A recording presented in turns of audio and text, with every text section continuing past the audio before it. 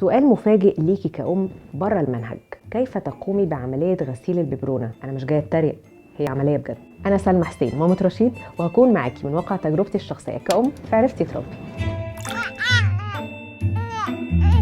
الإجابة النموذجية على السؤال ده هتكون في الخطوات الجاية.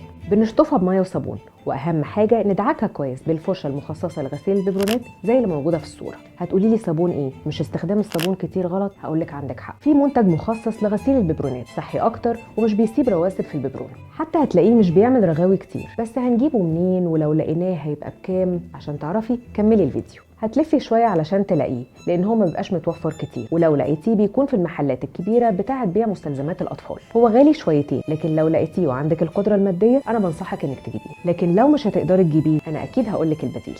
بعد ما بتغسلي الببرونه بشويه ميه وصابون عادي باستخدام الفرشه المخصصه لغسيل الببرونه، هتحطي شويه خل صغيرين. الخل وظيفته هنا انه يشيل كل رواسب الصابون اللي ممكن تقلقك. على جنب كده هتكوني غليتي شويه ميه تسقطي فيها الببرونه، والميه المغليه هي اللي هتشيل ريحه الخل اللي ممكن تضايقك. او لو عندك معقم حطي الببرونه فيه وما تقلقيش، هو هيقوم بالواجب. شاركيني في الكومنتس واكتبي لي لو عندك طريقه تانية جربتيها لغسيل الببرونات.